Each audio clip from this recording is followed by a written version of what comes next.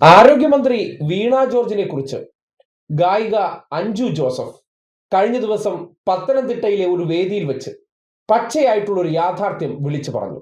അതും മന്ത്രി വീണ ജോർജിന്റെ സാന്നിധ്യത്തിൽ.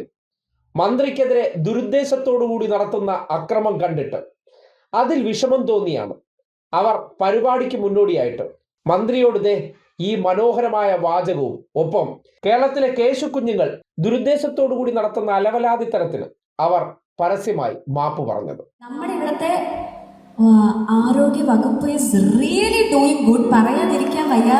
നമുക്ക് ഒന്നുമില്ലെങ്കിൽ നമുക്ക് കയറി ചെന്നാൽ നമുക്ക് ട്രീറ്റ്മെന്റ് എങ്കിലും കിട്ടും. ഇപ്പൊ നിങ്ങൾക്ക് അറിയുമോ എന്ന് എനിക്കറിയില്ല, UK പോലെയുള്ള ഒരു സ്ഥലത്ത് നമ്മളൊരു ട്രീറ്റ്മെന്റിന് വേണ്ടിയിട്ട് മാസങ്ങളാണ് കാത്തിരിക്കേണ്ടത്. അവിടെ ഒരു ഫോൺ കോൾ ചെയ്യുമ്പോൾ I don't know what's wrong, അവിടെ നടക്കുന്നത് എന്താണെന്ന് എനിക്ക് അറിയത്തില്ല. പക്ഷെ എൻ്റെ ഹസ്ബൻഡിന് ഒരു ചെറിയ പ്രശ്നം ഉണ്ടായിട്ട് നമ്മൾ ഹോസ്പിറ്റലിൽ വിളിച്ചപ്പോൾ, ഗവൺമെൻറ് ഹോസ്പിറ്റലിൽ വിളിച്ചപ്പോൾ നമ്മളോട് പറഞ്ഞത് 3 മാസം കാത്തിരിപ്പുണ്ടെന്നാണ്. നിങ്ങൾക്ക് എഴുന്നേറ്റ് നടക്കാൻ പറ്റുന്നുണ്ടോ എന്ന് ആദ്യം ചോദിച്ചു. അപ്പം നടക്കാൻ പറ്റുന്നുണ്ട്, പക്ഷെ ആൾക്ക് ചെവി വേദനയായിട്ട് ഇരിക്കാനോ നിൽക്കാനോ ഒന്നും പറ്റുന്നില്ല. ജീവനുണ്ടെങ്കിൽ അടുത്ത 3 മാസം കഴിഞ്ഞിട്ട് നമുക്ക് അപ്പോയിൻമെന്റ് തരാമെന്ന് പറഞ്ഞു. അവിടെ നിന്ന് ഒരുപാട് മുന്നിലാണ് നമ്മൾ നിൽക്കുന്നത്. ഞാൻ എൻ്റെ ജീവിതത്തിൽ ഒരിക്കലും ഞാൻ പുറത്തേക്ക് പോകില്ല എന്ന് തീരുമാനിച്ചത് ഈ ഒരു കാരണം കൊണ്ട് മാത്രമാണ്. സോ വി ഷുഡ് അപ്രീഷിയേറ്റ് നമ്മുടെ ഹെൽത്ത് ഡിപ്പാർട്ട്മെന്റ്. ഇവിടെ എന്നും നല്ലത് തന്നെയാണ്. Thank you for doing this to all of us. നേരിട്ട് ഈ വിഷയവുമായി ബന്ധപ്പെട്ട് ഒരു തെറ്റും ചെയ്യാത്ത ആരോഗ്യമന്ത്രി, പക്ഷേ നമുക്ക് ഒരു ഇരയെ വേണമല്ലോ.